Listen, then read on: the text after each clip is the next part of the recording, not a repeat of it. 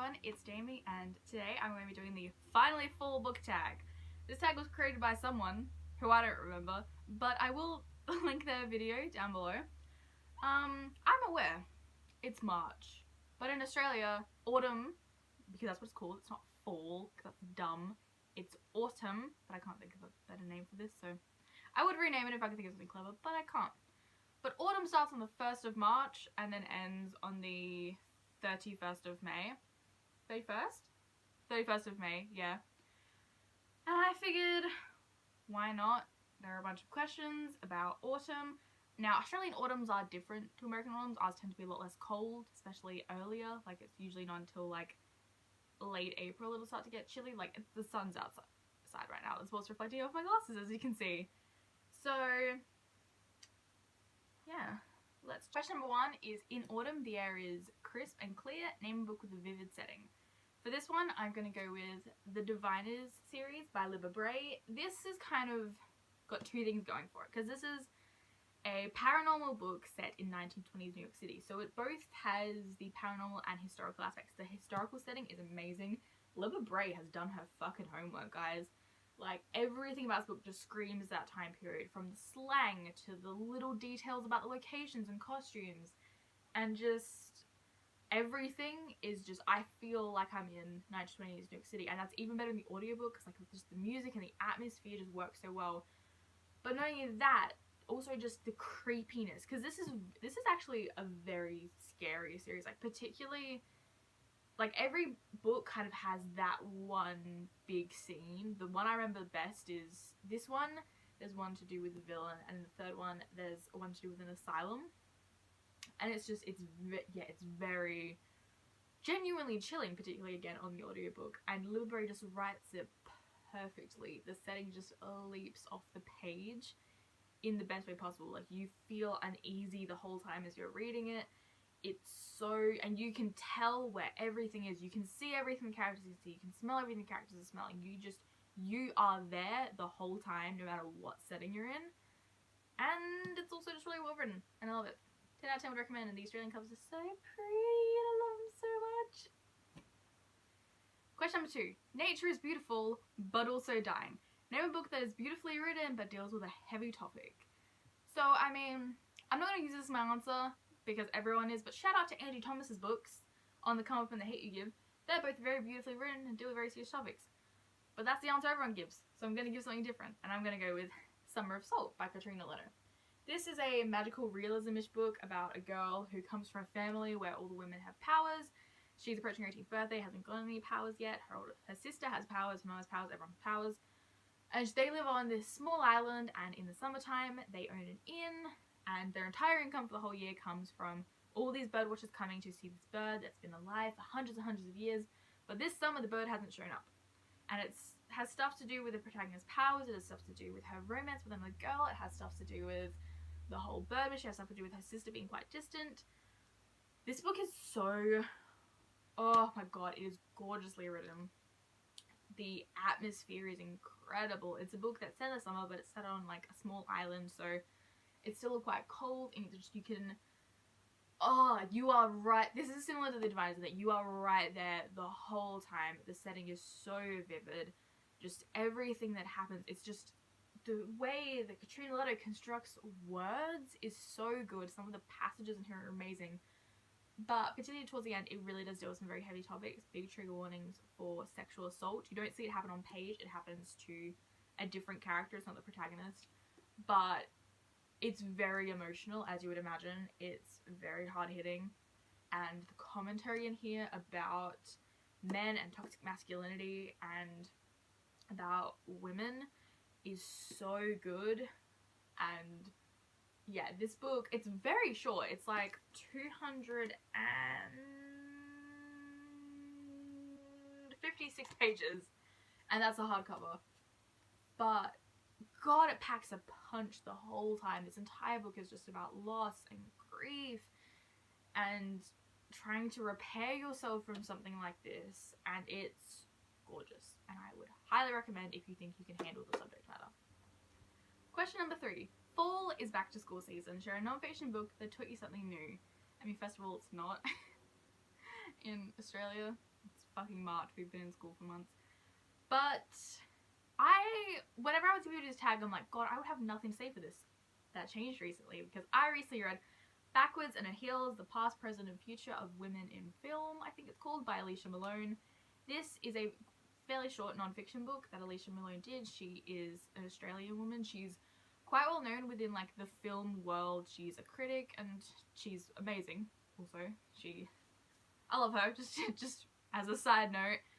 And this is a book that she researched herself, in which she looks, as the title says, women in film in the past, the present, and the future. Majority of the book is dedicated to the past as it looks through the different eras of film. It goes from the very beginning of film to the Great Depression to the 50s and 60s, and then it goes all the way till now, and it looks at the different prominent women and men and movements, and then there's 2 pages dedicated to what she hopes for the future. And it's incredible. Like, there's so much in this that I bet you won't know, because, I mean, I didn't know, and nothing that I'm, like, the top authority on this or anything, but, like, for example, the first person who was ever credited as a film editor was a woman. Like, you find out about all of these incredible just actresses and directors and writers and all these incredible women who fought to be equal among men, women who started their own film studios, women who were making films about abortion in the 1910s, and just all these incredible stories of even women that you would know, but you would never know what happened.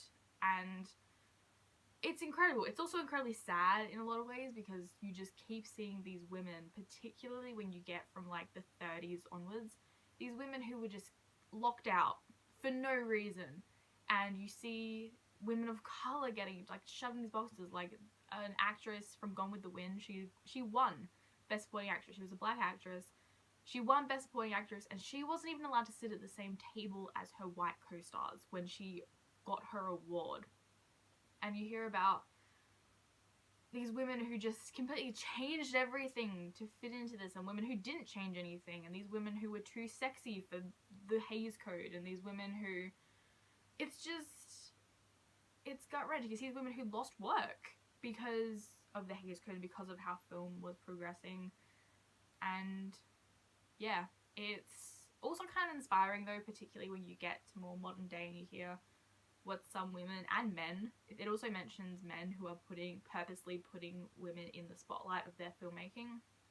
Like Paul Feig, for example, who did like Bridesmaids and Ghostbusters and all those kinds of films. Is he married to Melissa McCarthy? Pretty sure he is. And how he exclusively does films about women for women. And he specifically though funny films, which I don't think you see a lot, is comedies about women for women. Just generally, like, there are obviously some, like Pitch Perfect, doesn't come to mind, but, and it like highlights that, and it also highlights different film movements, and it highlights some actresses you really never expect. It highlights one of the actresses in Tangerine, who is a trans woman, and she talks about her experience, and talks about her experiences, and the fact that she didn't receive an Oscar nomination in the same year that Eddie Redmayne did for The Danish Girl, and things like that. It's just, I'm rambling, but it is fascinating. I would highly recommend you picking it up. It's so good. I'm so excited to read her next book, The Female Gaze. Question number 4. In order to keep warm, it's good to spend some time with people we love. Name a fictional family, household, or friend group that you'd like to be a part of. So many went through my head. I was like, so many friend groups, so many different families and everything, but then I just realized one that I was like, one more I feel like I could genuinely thrive, and that is, I don't remember the name of it, sorry, but Jupiter's Hotel from the Nevermore series.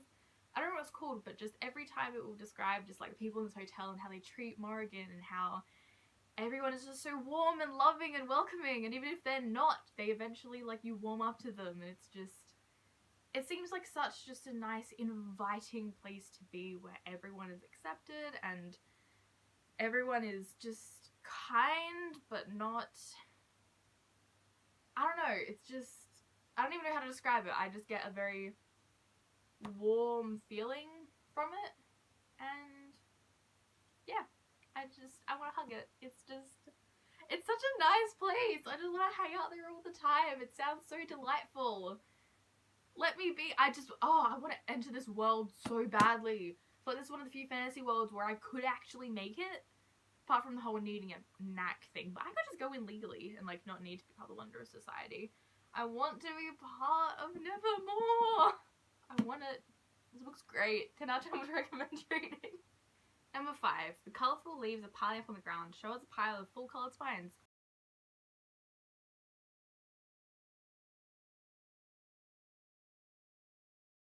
Question number 6. Fall is a perfect time for some storytelling by the fireside. Share a book wherein someone is telling a story. I struggled with this so much, surprisingly. But eventually I just was looking around bookshelves and I'm like, fuck, none of these work, or I don't like them enough to highlight them. And then I realised this one does, and that's The Outsiders by S.E. Hinton. This is my favourite classic ever written, mostly because classic is a really loose term. It was written in the 60s. It also became a very good movie in the 80s, like actually a good movie adaptation. It's about a bunch of Graces and the Socias and like the war, and it's about this boy called Ponyboy, and I love it. It's really good. And it's a book written by a teenager for teenagers, and the entire book is being written by Ponyboy, like here. First line of the book, no, that's an introduction. Okay, the first line of the book is, when I stepped out into the bright sunlight from the darkness of the movie house, I only had 2 things on my mind, Paul Newman and a ride home. Then the final line of the book, or like the final part of the book, is, he's like has to write something for English. And then I finally began like this. When I stepped out into the bright sunlight from the darkness of the movie house, I only had 2 things on my mind. Paul Newman and a ride home. So you find out that the whole thing has been written by him, like this entire story. And I love it. Also, now knowing more about Paul Newman, I think just supports my theory that there's not a single straight character in this book. Just saying. Like, I know he's like, oh, I want to be like Paul Newman because he's so tough, but I'm like, is that really why? That's just an irrelevant thought, like the fact that no one in this book is straight, the fact that S.E. Hinton actually thinks that. Number 7. The night's getting darker. Share a dark, creepy read. Didn't even have to think about it. It's Into the Drying Deep by Mira Grant. Oh my god, this book is terrifying, but in a really good way. Like, the tension building in this whole book is so good. It's about a science crew who goes and like tries to find mermaids in the Mariana Trench, and like there's bigger things happening, there's a lot of character work, but like, oh, like honestly, I don't think anyone understands how much I want this to become a movie directed by James Wan, because he's a great horror director. He did like The Conjuring, he did Insidious, he did all that. Have you seen that trench scene in Aquaman? Because that is exactly what I need for this movie. That scene alone made me go, that's it. Like in the theater, it's my own fault, it's not the movie's fault. I was pulled out of the movie just so I could go, oh my god, he needs to direct this movie, because he would clearly be perfect at it. He's great at doing great characters, he's great at making things creepy, and clearly he knows how to do shit in a trench. Because that's like, the time I look at that scene, I'm like, oh my god, this is just like the submersible scene. This book is so creepy. Like, particularly like the second half, but like the tension building at the start. There's like one part where it's like, you slip into the perspective of a parrotfish that's going down into the clutches of a mermaid's hand and he doesn't realise it. Oh, so particularly the submersible scene, that's like the first big scene, and I love this book so much. It is terrifying, it's great, it's diverse, it's just like, it's a fun time. And if you're reading, particularly when it starts to get creepy, I would highly recommend listening to the Venom soundtrack, because that's what I was doing, because I was on a real Venom kick at the time. It was like October and I don't think I'd seen the movie yet, but I was like it was already my favourite movie of the year, and I was just listening to the soundtrack over and over. I listened to it while reading this, and it was perfect. So, I also hope Ludwig Göransson would do this. Oh my god, a James Wan and Ludwig Göransson, like, this is all I want in life. This is my new movie adaptation that I need. This book is so creepy. Read it. Question number 8. The days are getting colder. Name a short, heartwarming read that could warm up somebody's cold and rainy day. I literally just mainly went to graphic novels, and there are lots. Reading Katie O'Neill, hers are short and delightful, but I mainly went to Heartstopper by Alice Oseman. This is the most delightful thing I've ever read. Short may not be the word I use to describe it. This first volume is over 200 pages, but like, it's a graphic novel. You'll be fine. I read this in like an hour. This is so sweet. It is a prequel to her debut novel Solitaire, which you don't need to read to understand this, trust me. And it's just about the protagonist of Tori, her younger brother Charlie. In Solitaire, you see him with his boyfriend Nick, and this is about them meeting and falling in love, and it's so precious just seeing them in love. And it's a webcomic, so you can just read the updates. Like, once you finish this, just go straight to the webcomic. Right now, everything is happening. It's so cute. And like Aled, you also, not in this volume, but like in the next volume, Aled from Radio Silence, you meet him. And there's like cute little lesbian side characters in this that are just so precious, and there's good bi rep. And there's a dog. There's a dog, guys. There's a cute dog. I don't know how to say that. So good. I can't even. I love this series so much, and it's just so precious. And like, there's some serious moments with like figuring out your sexuality and biphobia and some not consenting things. Not between the two main characters. But like, mostly it's just pure and precious, but without brushing any of that under the rug. I love it so much. You need to read this ASAP. And 9? Sure. 4 returns every year. Name an old favourite that you'd like to return to soon. Well, if you watched my middle grade recommendation video, which definitely should, I'll link it somewhere, because it was really good. Ignore the terrible thumbnail though, I forgot to take a picture for it. Then you'll see that I mentioned it, so I mentioned one to reread it, and that is Oh Well It's Matilda by Jackie French. I want to explain it better than the video, because I realised I rambled a whole fuck ton. This is set in 1894, it's about 12-year-old Matilda. Her mum and aunt are both dead, so she decides to go from the city, an unnamed city, to the country to try to find her dad. She finds him and he ends up getting killed, and he becomes the legend that inspires the song Waltzing Matilda, which if you're Australian you definitely know, and if you're not from Australia you are thinking what the fuck. And because he's dead, Matilda inherits his farm, and it's just about her trying to make the farm work and like becoming friends with this lovely Aboriginal woman and trying to fend off this guy who's trying to buy the farm, and there's some romance, but it's not a big part. And there's some cute friendship stuff, and it's just about her trying to like save her farm. And just her being determined, and just like a determined young girl in a time when she wasn't allowed to be. And the story ends in like 1915 or something. So she's like in her 30s or whatever, and the final scene makes me want to cry because it's just so cute and so soft. And I just want to reread this a whole ton. But the problem is it's like 400 pages or something. Yeah, it's over 400 pages, and like if I'm going to do a reread, I don't want to do it for a long book. I should have done rereadathon, but either that's over or it's happening at a time when I can't do it. So I really love this book. Question number 10. Fall is the perfect time for cozy reading nights. Share your favourite cozy reading accessories. Well, one is just like tea or coffee, just like a hot beverage. But the other one is my bed. I'm quite fond of it. I don't actually lie down while reading because I will then fall asleep or the book will fall on my face. I usually sit up while reading, but it just felt better to do this. Then question number 11 is spread the autumn appreciation and tag some people. Everyone and their mother has done this tag at least once. Most people have done it more than once. So like,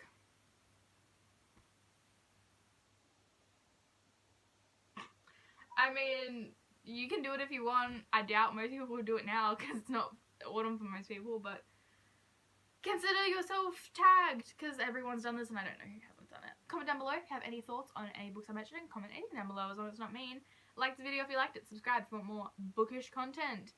All my social media links are down below. I talk about books on most of them, if not all.